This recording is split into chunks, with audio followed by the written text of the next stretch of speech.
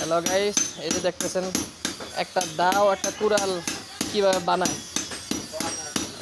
এটা হলো চান্দিনা, কুমিল্লা চান্দিনার মধ্যে পড়ছে সাকুস। সামনে কোরবানি আসতেছে, যারা দাও কেসি তারপরে ছুরি চাকু যারা বানাতে ইচ্ছুক এখানে এসে বানাতে পারেন।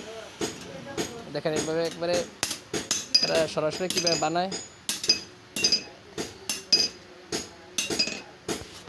তা আপনারা দাও ছুরি বানাতে কত লাগে?